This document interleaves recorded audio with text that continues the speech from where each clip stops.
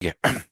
Okay, so guys, I welcome you all once again. So we are having this short session on Assistant Director Ministerial Exam, which is to be done by DDA. और आज हमारा agenda क्या है? So primary agenda is to discuss with you कि how you guys are doing, आप लोग कैसे पढ़ाई कर रहे हो, आपको क्या चैलेंजेस फेस हो रहे हैं, उसमें हम लोग क्या कर सकते हैं. And idea is not only overall strategy. ऊपर ऊपर हमें ज्ञान की बात करने का मन नहीं है. I really encourage you guys कि आप टॉपिक के अंदर जाओ और किसी भी टॉपिक के अंदर जाके कुछ भी बात करना है, पूछना है. This is your day. ठीक है. आप चाहते हो कि आप ऑपरेशंस मैनेजमेंट के अंदर जाके कुछ टॉपिक्स की बात करनी है, कुछ भी करना है, then will try our best to answer those queries. So idea is to have really meaningful discussion कि एग्जाम के लिए हमें क्या पढ़ना है, कैसे पढ़ना है, क्या छोड़ देना है, क्या रखना है. This is the idea. And for that I want to understand from you that जो भी आप पूछना चाहते हो, will try to answer that. So होगा कैसे? I unmute you one by one, और आपके मन में जो भी बात है सिलेबस के बारे में, एग्जाम के बारे में, and again my request is कि आज का हमारा session let's keep it to preparation only. यहाँ वहाँ की बातें हम लोग नहीं करेंगे कि डीडीए की कैसी नौकरी है, कितना सैलरी मिलता है, गाड़ी मिलेगी, घर मिलेगा, ये सब फालतू बातें नहीं. सिर्फ एग्जाम पास करने तक ही अपने आप को सीमित रखते हैं और इसी के बारे में हम लोग बात करते हैं. ठीक है. So again I unmute you one by one, और फिर उसके बाद जो भी आपका मन हो आप मेरे से पूछ लीजिएगा.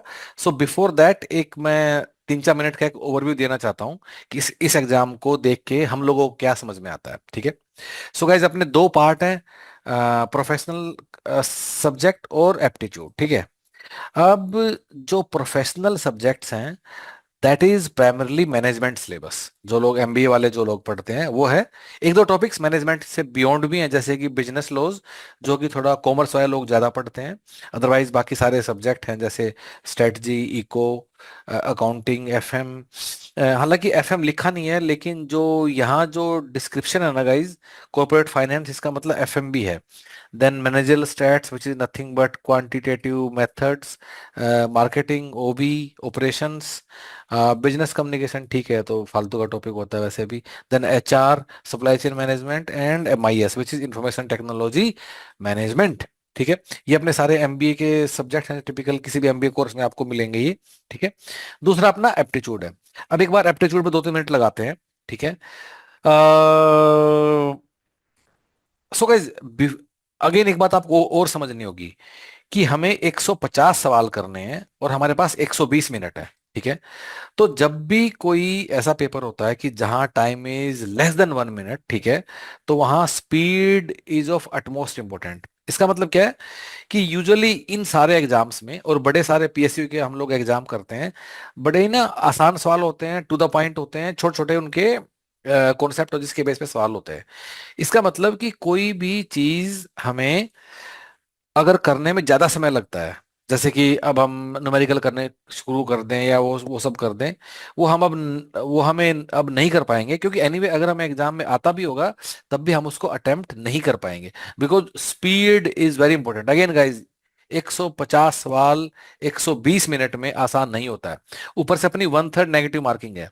1/3 नेगेटिव मार्किंग का मतलब है कि सारे स्कोर का तुम्हारा मतलब जितनी मेहनत है, एकदम पानी कर देगी वो. ठीक है. So it is also very very important कि हमें वो सारे सवाल छोड़ने हैं. ठीक है. ऐसा नहीं करना कि तुक्के लगाने या वो सब करना है. तो जो सवाल एक ही बार में आएगा आप करते चले जाओगे. इनफैक्ट एग्जाम वाले दिन आपको इस बात का भी मौका नहीं मिलेगा कि मुझे जो जो नहीं आ रहा है तो मैं उसे बाद में आके देख लूंगा. गाइज, आपको वन गो में ही टक टक करते चले जाना होगा. So now that for this exam speed is so much important. इसका मतलब है जो मैथ्स और जो रीजनिंग के सवाल है ना, उनमें भी आपको सवाल एक तो डेफिनेटली भी नो कि डिफिकल्टी लेवल काफी कम होगा. ठीक है. लेकिन जो होगा भी ना, उसमें भी आपको देखना है कि क्या सवाल है. फॉर एग्जाम्पल, अगर सवाल आता है कि भाई मेरे पांच लोग एक सर्कल के अराउंड बैठे हैं, उसमें से राइट ए के बीच में, ए के साइड में बी है, बी के दो छोड़ के सी बैठा है, या ये सब चीजें हैं. अब guys, ऐसे वाले सवाल हम लोग एग्जाम में नहीं कर सकते. ठीक है. या कोई डीआई का सवाल आता है लंबा, which is part of quantitative aptitude only, उसे हम लोग नहीं कर सकते. So guys, very very very very important, आपको जरूर इस बात का ध्यान रखना है कि आप स्पीड, एक रीजनेबल स्पीड आपको बना के रखनी है. Next thing is general awareness. अब जनरल अवेयरनेस यहाँ कीवर्ड लिखा है हम मतलब हमारे सामने, लेकिन अब प्रॉब्लम ये है कि इसका हम लोग करेंगे क्या, क्योंकि जनरल अवेयरनेस बड़ा जेनरिक वर्ड है इन द सेंस। अब मैं जनरल अवेयरनेस में मैं सिर्फ करंट अफेयर करूं, या मैं करंट अफेयर के अलावा मैं जनरल साइंस भी करूं, या मैं जनरल साइंस के अलावा polity, Indian economy, Indian culture, Indian freedom struggle, ये सब चीजें भी करूं। So general awareness means everything. So हमारी आपको ये सलाह है कि जनरल अवेयरनेस के लिए अभी सिर्फ करंट अफेयर कर लेना, बाकी अभी कुछ भी मत करना। अगर आपके पास सारा सिलेबस खत्म हो जाने के बाद आपको थोड़ा समय बचता है, तब आप ये सब देख सकते हो, जो कि नहीं बचेगा। गाइस, मैनेजमेंट इतना बड़ा सिलेबस है कि आपके पास नहीं बचेगा। So what I am trying to say कि जनरल अवेयरनेस के लिए आप ज्यादा कुछ नहीं पढ़ सकते अभी, because because we don't know कि जनरल अवेयरनेस में किस तरह का सवाल आएगा।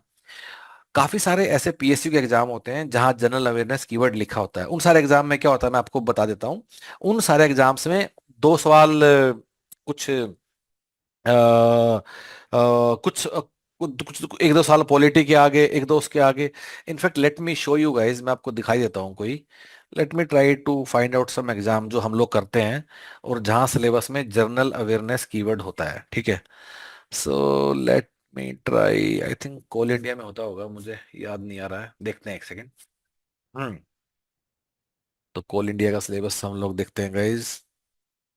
यस, ओके गाइस, ये कोल इंडिया का सिलेबस है। कोल इंडिया के सिलेबस में जनरल नॉलेज, जनरल अवेयरनेस के यहाँ 25 सवाल है, लाइक आउट ऑफ 100। अब कोल इंडिया वाले जनरल नॉलेज या जनरल अवेयरनेस के नाम पे किस तरह के सवाल देखते हैं, वो भी हम लोग देख लेते हैं, ठीक है। तो मैं क्या करता हूँ, मैं ह्यूमन पेरिटस के एलएमएस पे लॉगिन करता हूँ, एंड उसके बाद, ठीक है, ये मैंने लॉगिन कर लिया और अब मैं कोल इंडिया का पीवाईक्यू ढूंढने की कोशिश करता हूँ। कोल इंडिया का पीवाईक्यू हमने ढूंढ लिया। लेटेस्ट 2022 वाला देख लेते हैं, इसके अंदर जाते हैं, ठीक है। और लेटेस्ट सी कि इन लोगों ने जनरल अवेयरनेस के नाम पे हमारे साथ क्या किया है, ठीक है। और ये चले गए, ठीक है। अब ये देखिए, जनरल के नाम पे एक करंट अफेयर का सवाल आया, फिर विच पेंटिंग फॉर्म इज, जो आर्ट एंड कल्चर का एक सवाल आ गया है। नेक्स्ट हम देखते हैं कि आईसीआरआई सेंट्रल रिसर्च इंस्टीट्यूट कहाँ लोकेटेड है, आगे देख लेते हैं कि फर्स्ट वाइस प्रेसिडेंट कौन था, फिर इंडिया का फर्स्ट सैटेलाइट, फिर ये एक्चुअल पेपर है कॉल इंडिया गाइज। फिर कंप्यूटर नॉलेज के ऊपर एक सवाल आ गया, फिर कोई गवर्नमेंट स्कीम, प्रधानमंत्री फसल बीमा योजना। फिर आगे देखते हैं Bahamas which is located in, तो this is on world geography, ठीक है। फिर which chair of UN security council terrorism committee, ठीक है। तो इंटरनेशनल अफेयर्स के सवाल आ गए हैं। ये नेवल एक्सरसाइज कहाँ हुई। So guys again I think मुझे ज्यादा टाइम लगाने की नीड नहीं है इस पे। तो कमिंग बैक, वापिस आते हैं। So what we were doing, general awareness का आप लोग चाह के भी कुछ नहीं कर पाओगे, तो जनरल अवेयरनेस को अभी छोड़ देना है। सो गाइस, जब हम छोड़ने और करने की बात करते हैं तो हमारे मन में क्या बात होता है कि किस चीज को करने से कितना आरओआई मिलेगा। आरओआई का मतलब क्या है कि अगर मैं 100 पन्ने में मान लो मार्केटिंग के पढ़ता हूँ, और मान लो मैं 100 पन्ने में इंडियन पॉलिटी के पढ़ता हूँ, तो मुझे पता है कि 100 पन्ने अगर मैंने मार्केटिंग के पढ़े शायद उसमें 10 सवाल आएंगे। लेकिन इंडियन पॉलिटी अगर मैंने 100 पन्ने पढ़े तो शायद मेरे 2 सवाल आएंगे उसमें से। This this this is ROI thing कि कितना करने से कितने सवाल मेरे उसमें से बनेंगे। सो टू स्टार्ट विद, पहले आपको फोकस उन चीजों पे करना है जहां आरओआई ज्यादा है, जहां आपके ज्यादा उसमें सवाल बनेंगे, ठीक है। इंग्लिश लैंग्वेज हमें पता है क्लियरली, कंप्यूटर नॉलेज हमें पता है। तो एनीवे पार्ट 2 में से अभी मेरे आप लोग क्या बोलना है कि जनरल अवेयरनेस छोड़ देना, अगर टाइम मिले बाद में कर लेना, अभी सिर्फ करंट अफेयर करना जनरल अवेयरनेस का। कितना, पिछले 1 सवा साल का कर लेना, आई थिंक उतना ही काफी होगा, ठीक है। अब गाइस एक बार मैनेजमेंट के टॉपिक्स हम लोग बात कर लेते हैं। बिजनेस एथिक्स और ये छोटे छोटे टॉपिक्स हैं, इसमें कुछ ज्यादा है भी नहीं मतलब बताने के लिए, ठीक है। स्ट्रेटेजिक मैनेजमेंट काफी क्लियर है, मैनेजर लीग को काफी क्लियर है, फाइनेंशियल अकाउंटिंग काफी क्लियर है। इसमें थोड़ा याद रखना 2-3 चीजों का। पहली बात कि फाइनेंशियल अकाउंटिंग के साथ एफएम भी करना है गाइज, फाइनेंशियल मैनेजमेंट भी करना है, ठीक है।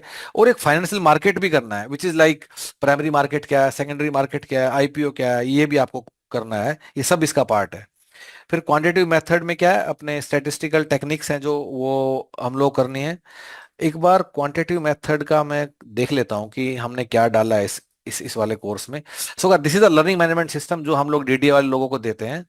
और अगर मैं इसके स्टैट्स वाले कोर्स, यस, सो क्वांटिटेक्स में हमें क्या करना है, स्टैट्स होता क्या है, tabular and graphical representation of data, central tendency and dispersion, probability distribution, sampling distribution, interval estimation, hypothesis testing, comparing mean proportion, chi-square F test, correlation regression, non-parametric test, questionnaire design, report writing। तो ये last के तीन छोड़ देना, 12 13 14 आप straight away छोड़ सकते हो, बाकी आप लोग करना है। अब गाइज हम देखिए, कुछ एग्जाम में तो क्या होता है कि डिटेल्ड कीवर्ड में सिलेबस होता है, जैसे कि लेकिन डीडीए ने क्या किया, सिर्फ यहां लिख दिया क्वांटिटेटिव मेथड्स, ठीक है। तो क्योंकि डीडीए नहीं लिखा है तो we have to decide now, we have to make some assumptions कि मैं ये करूं या ये नहीं करूं। अभी तो हमने आपको पूरा ही कोर्स दे दिया है, लेकिन जब एग्जाम डेट आ जाएगी, एग्जाम डेट के एक महीना पहले हम लोग क्या करेंगे, आपका कुछ और सिलेबस हम कटवा देंगे। जैसे कि ये स्टैट्स का कोर्स अगर हमने दिया है, तो हम आपको जैसे ये बोलेंगे पहले वाला करो, दूसरा करो, तीसरा करो, प्रोबेबिलिटी थ्योरी करो, प्रोबेबिलिटी डिस्ट्रीब्यूशन, चलो इसमें से नॉर्मल डिस्ट्रीब्यूशन कर लो, सैम्पलिंग मेथड करना है, सैम्पलिंग डिस्ट्रीब्यूशन करना है, हाइपोथेसिस करना है, कंपेयरिंग मीन एंड प्रोपोर्शन बोलेंगे, चलो छोड़ दो अभी टाइम कम है, काई स्क्वायर एफ टेस्ट नोवा छोड़ने को बोलेंगे, कोरिलेशन रिग्रेशन करने को बोलेंगे। सो एग्जाम से एक महीना पहले will try to reduce the syllabus. उसका हम आज क्यों नहीं कर रहे हैं, बिकॉज गाइस जब भी आप कुछ भी काट पीट करते हो, so you run some risk कि भाई शायद उसमें से कोई सवाल आ जाए। हम भी कोई, हमने पेपर आउट नहीं किया, नहीं हम भगवान है, हम सब जानते हैं।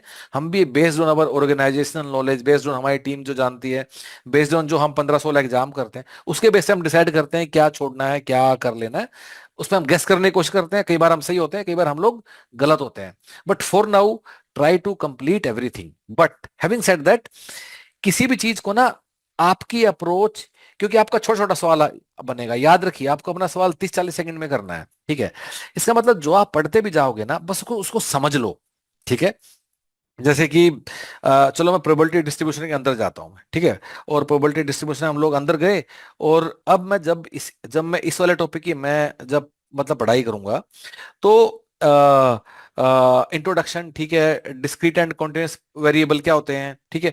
अब गाइस आप लोग ऐसा भी कर सकते हो, by the way, just to make your life easier, कि मैं डिस्क्रीट और ये मैंने उठाया सारा, और इसको यहाँ से कॉपी किया, और मैं चैट जीपीटी पे गया, ठीक है।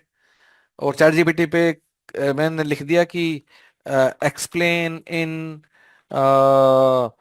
3-4 lines in simple words with examples. आप ऐसे भी चीजों को पढ़ सकते हो कि वहां से पूरा उठाया, और इसने थोड़ा थोड़ा करके मुझे बता दिया भाई डिस्क्रीट वेरिएबल ये हैं, इसके मतलब एग्जाम्पल ये हैं, ठीक है। और कहीं थोड़ा थोड़ा कीवर्ड एक लिख लेना, ताकि एग्जाम से एक दिन पहले आपको याद भी करना है, ठीक है। तो लेकिन ऑफ कोर्स जब आप ये पढ़ोगे, तो आप ये जो है इलस्ट्रेशन ये सब छोड़ देना, आपको करने का नीड नहीं है। इस तरह बाइनोमियल देख लोगे, पॉइंजो देख लोगे, यूनिफॉर्म डिस्ट्रीब्यूशन छोड़ सकते हो। अगेन कहीं छोड़ने वाला काम हम लोग नहीं करना चाहते हो अभी, वो एग्जाम से हम एक महीना पहले देखेंगे कितना टाइम बचा, कितना अभी तो टाइम है, अभी एग्जाम डेट भी नहीं आया। प्लीज डू योर बेस्ट, और आप जितना हो सके करते आप चले जाओ, उस चीज को समझते आप चले जाओ जितना आप उसको समझ सकते हो। ऑफ कोर्स हम लोगों ने काफी अच्छे से कोर्स हम लोग बनाते हैं, काफी अच्छे से समझाया है। आइडियली तो आपको उसको पढ़ लेना चाहिए। फिर भी अगर टाइम बचाना और टाइम कम करना है, तो चैट जीपीटी वाला रास्ता अपना के आप एक एक चीज को आप करके आगे आप बढ़ सकते हो। वापिस आते हैं guys, let's come back to the syllabus, ठीक है।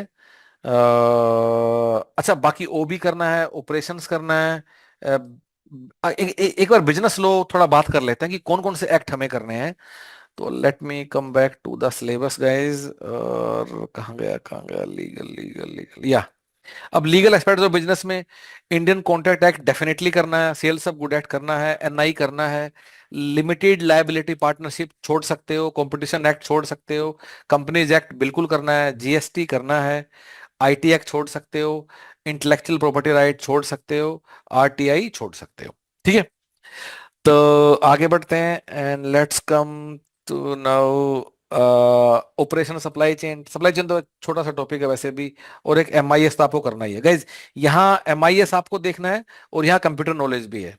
तो इन ये थोड़े मिलते जुलते से हैं, हालांकि सेम नहीं है। कंप्यूटर नॉलेज में आप पढ़ते हो कि सीपीयू का आर्किटेक्चर क्या है, हार्डवेयर सॉफ्टवेयर। एमआईएस में, एमआईएस अलग चीज है, इंफॉर्मेशन टेक्नोलॉजी मैनेजमेंट अलग चीज है। एक बार जल्दी से देख लेते हैं कि एमआईएस में हम लोग क्या करते हैं, फिर मैं कंप्यूटर नॉलेज भी आपको मैं बता दूंगा, ठीक है। सो एमआईएस में इंफॉर्मेशन सिस्टम होता क्या है, फिर एमआईएस डिफरेंट टाइप के होते हैं क्या क्या, कि जैसे what is M I S, K W S, O S S, expert system. इस चैप्टर को अच्छे से करना है, इसमें तो सभी इसी में आ जाएगा जो एम आई एस नाम है, ठीक है। फिर डेटा मैनेजमेंट हमें एक बार अच्छे से देखना है, रिलेशनल डेटाबेस। और ये दूसरा कौन सा होता है, रिलेशन और मैं भी भूल गया, दो तरह के डेटाबेस होते हैं ना, ओके फाइन। आगे बढ़ते हैं, information system design, S D L C, software life cycle बिल्कुल करना है, ठीक है। अगेन मोटा मोटा ये बात जरूर याद रखना, मैं आपको बार बार बोल रहा हूं, आपको ना फास्ट फास्ट अपनी स्पीड में, एक with a very fast speed आपको जल्दी चीजों को करते जाना है। अभी हमारे साथ प्रॉब्लम क्या है कि सिलेबस बहुत ज्यादा है, और लेकिन किसी चीज के डीप में नहीं जाना है। तो आपको ऊपर ऊपर से उस चीज को थोड़ा समझ के आगे आगे बढ़ना है। You have to keep that urgency throughout, अगर आप कुछ भी मतलब पढ़ाई कर रहे हो तो। देन हम लोग ये अच्छा, ये मतलब ये टॉपिक एमआईएस के हैं। अगर मैं कंप्यूटर नॉलेज में जाता हूँ तो उसमें हमने आप लोगों को क्या दिया है, एक बार वो भी देख लेते हैं, कहाँ है कंप्यूटर नॉलेज गाइस। ओके हाँ, कंप्यूटर नॉलेज टिपिकल जो होता है, जैसे कि कंप्यूटर क्या है, कंप्यूटर कैसे काम करता है, सीपीयू, सॉफ्टवेयर क्या है, नेटवर्क क्या है, इंटरनेट क्या है, नंबर सिस्टम, बाइनरी से उसमें कन्वर्ट करना, उसको उसमें करना, इन इंफॉर्मेशन सिक्योरिटी, मालवेयर और वायरस वायरस, ये सब जो चीजें होती हैं, ठीक है। सो गाइस कम बैक, उसके बाद आते हैं हम इस पे अपने, हाँ। So this is a broad analysis of the syllabus. So तीन चार बातें मुझे जो, एक बार समराइज करता हूँ जो मैंने बताया है। नंबर वन, जो जनरल अवेयरनेस में से करंट अफेयर करना है, बाकी चीजें नहीं करनी है। नंबर टू, बड़ा सारा चीजें करनी है पर ऊपर ऊपर से करते चले जाना है, ठीक है, ऊपर ऊपर से किसी भी चीज के डीप में नहीं जाना है, अदरवाइज आप लोग सिलेबस नहीं कवर कर पाओगे। इन अ वे हमने आपको जो कोर्स दिया है ना, उससे आपको एक समझ बनेगी कि मैं क्या करना है, फिर उसमें से आसान कैसे बनाना वो आपको देखना है, ठीक है। अगर कोई चीज बहुत मुश्किल लग रही है, जैसे किसी को पढ़ के भी समझ में नहीं आ रहा है कि डेरिवेटिव क्या है, फॉरवर्ड क्या है, फ्यूचर क्या है, छोड़ दो, कोई बात नहीं, एक चैप्टर छोड़ दो, कोई आफत नहीं आएगी। Because idea is not to cover everything, idea is कि मैं कैसे फास्ट फास्ट पूरे से मैं गो थ्रू करूंगा। गाइज एनीवे 150 सवाल में से 120 मिनट में करना बहुत कठिन होता है, खासकर जो वन थर्ड नेगेटिव मार्किंग हो। जब आप पेपर दे के आओगे ना, और जो लोग फेल होंगे, तो आप लोगों को एहसास होगा कि आप इसलिए फेल नहीं हुए कि मुझे सफिशिएंट नंबर ऑफ सवाल नहीं आते थे, कट ऑफ। आप में ज्यादा लोग इसलिए फेल होंगे कि आप उन सालों पे भी तुक्का मारोगे कि जो कि आपको नहीं आते थे। अगर आप अपना एक रीजनेबल मेहनत करते हो, एक एवरेज स्टूडेंट की तरह पढ़ के जाते हो, और बस आप इतना एंश्योर कर देते हो कि जो मैंने पढ़ा मैं उसी को क्वेश्चन का अटेम्प्ट करूं, इतने में ही आप लोग पास हो जाओगे। क्योंकि जनता मैक्स गलती करती है ये वाली, अपना गलत सलत कुछ कुछ करके करके मैं 150 में से 140 कर दूंगा, 120 कर दूंगा। गाइस ऐसे पेपर पास नहीं होता है। One third negative marking is a very serious, very very, उसे क्या बोल रहे हैं, अ, मतलब महाकाल वाली फीलिंग जो होती है तुम्हारी, ठीक है। तो उसमें कोई नहीं बचेगा, सिर्फ अपने सवाल सही करके आ जाना है, ठीक है इसमें। और मैं सिलेबस बड़ा है, चीता बनने की कोशिश मत करो, ऊपर से कर करके जितना हो सिलेबस खत्म कर लो बस। एक दो चीज बीच में छूट गई तो कोई आफत नहीं आ रही है, उसके लिए उसके पीछे नहीं पड़ जाना है, ठीक है। Okay, so guys with that note that's all from my side. जैसे सिलेबस खत्म करोगे उसके बाद हम लोग आपको मॉक टेस्ट देंगे, आई थिंक दे दिया शायद या नहीं, लेट मी चेक हमने क्या किया है। डीडीए का मॉक टेस्ट हमने बना दिया क्या, लो हमने आपके मॉक टेस्ट ही बना दिए, 3 मॉक टेस्ट हैं। पर इनको भी मत छूना गाइस, 3 ही मॉक टेस्ट हैं, और पूरे इंडिया में आपको और कोई मिलेंगे भी नहीं, हम ही लोग दे रहे हैं, तो वेस्ट मत कर देना। मॉक टेस्ट को हाथ तभी लगाना जब कि मेरा सिलेबस खत्म हो गया है। आधे मन से 1 घंटा आधा मॉक टेस्ट दे दिया, फिर आपने मॉक टेस्ट ही खराब कर दिया। नया हम लोग नहीं बनाने वाले, 3 ही है, ठीक है। Okay, so guys that's all from my side. और अभी जिसको कुछ भी पूछना है just raise your hand, I unmute you from here one by one, और हम लोग फिर बात करके otherwise will wind up here, ठीक है। जस्ट रेज योर हैंड, जिसको जो भी बात करनी है, प्लीज स्पीक अप। हाँ, I think we can start from BS. Yes BS, हाँ। सर ये सेशन ऑनलाइन भी यूट्यूब पे भी अपलोड होगा आपका? हाँ हम इसको यूट्यूब पे भी अपलोड करेंगे इसको, हाँ।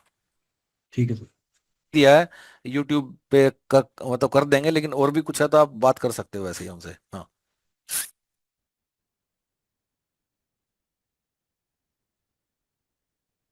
I think okay.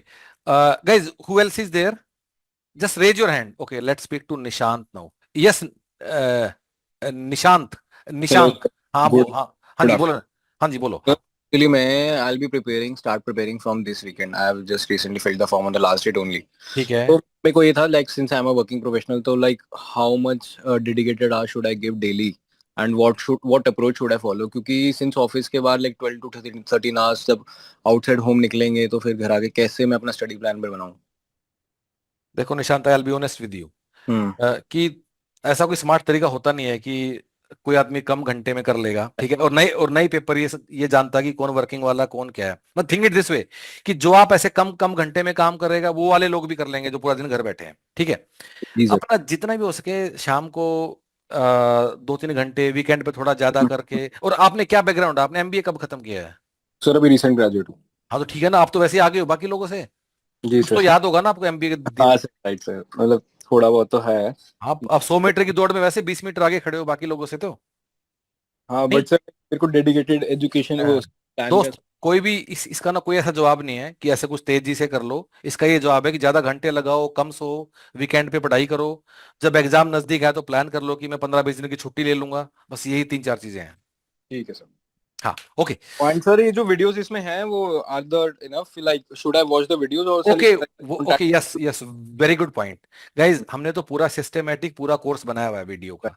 लेकिन मेरी सबसे रिक्वेस्ट ये है कि पहले थ्योरी पढ़ के उसको समझने की कोशिश करना। सिर्फ वीडियो तब देखो जो चीज पढ़ के समझ में नहीं आ रही है। Because you have to speed up, you have to speed up. हमें सिलेबस खत्म करना है, ना कि ह्यूमन पैटर्स की सारी वीडियो देखना है, right? Okay, let's speak to Archit now. हाँ जी अर्चित बोलो। हाँ, हेलो। हाँ जी अर्चित बोलिए। हाँ हाँ सर, नमस्ते। हाँ। सर एक क्वेश्चन था बस, बाकी तो आपने कवर कर दिया। सर कुछ प्रीवियस ईयर का इसके हैं क्या कोई एग्जाम? ये फर्स्ट टाइम हो रहा है इसके डीडीए के अंदर?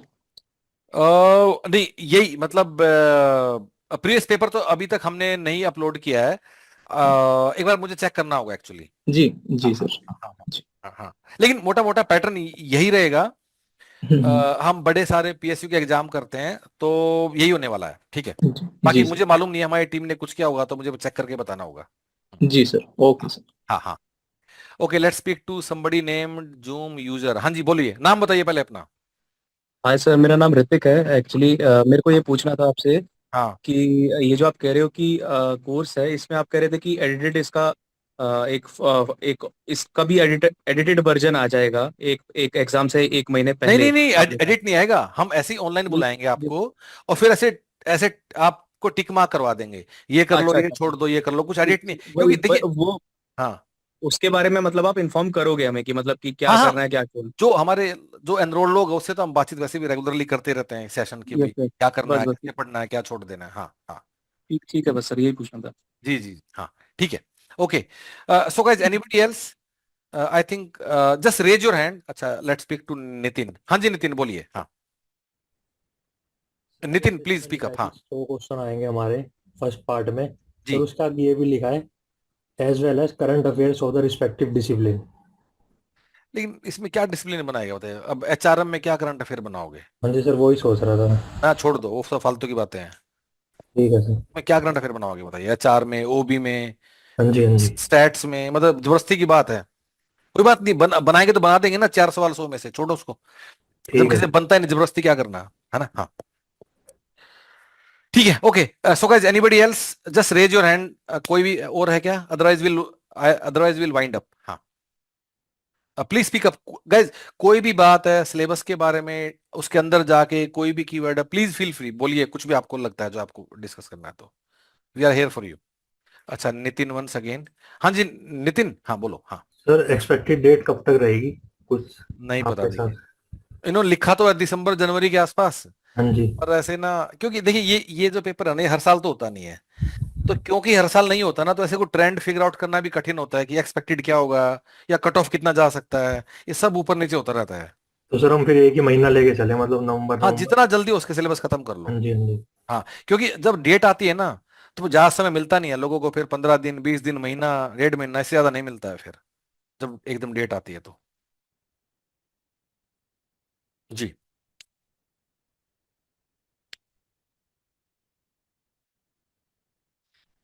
Okay, let's speak to BS. या बीएस, प्लीज बोलिए। हाँ। जब डेट आएगी तो उसके एक महीने बाद होगा ना मोस्ट प्रोबेबली, ऐसे तो नहीं होगा ना कि 15-20 दिन में करा देंगे। अब नहीं मतलब करा एक देंगे महीने का गैप तो लेंगे एटलीस्ट आजकल। वो। नहीं नहीं, मतलब हो भी जाते हैं, देखिए उन्हें कौन सा एडमिट कार्ड पोस्ट से भेजने हैं, राइट? वो तो वेबसाइट पे लिख देते हैं बस। ऐसे खूब सारे एग्जाम हैं जो होते हैं 15-20 दिन के अंदर ही। अभी कोल इंडिया को हुआ था 2023 में। तो मतलब वी कांट गेस एक्चुअली। या somebody name Dell, DELL, please बोलिए आप, मैंने आपको अनम्यूट कर दिया है। हाँ। या एक्सक्यूज मी, आई थिंक ओके, यस somebody। हाँ प्लीज बोलिए अब आप।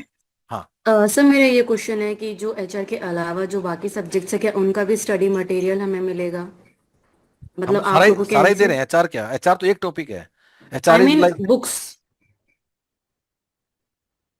देख देख आप ना, एक क्या नाम है आपका? रचना। हाँ, रचना, आप एक काम कीजिए कि let me share my screen, ठीक है? हम्म। जैसे हम लोग वेबसाइट पर गए, ठीक है, और डीडीए हम्म। इस वाले लिंक पे हम लोगों ने क्लिक किया, दूसरा पेज खुलेगा एक, ठीक है?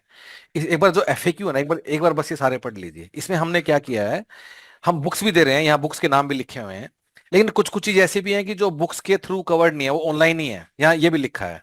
तो एक बार आप सेकंड, ओके। ये शुरू के 2-3 एफएक्यू पढ़ लेना बस आप। उसमें ना टॉपिक वाइज आपको दिखाई देगा कि हम क्या दे रहे हैं और क्या नहीं दे रहे हैं।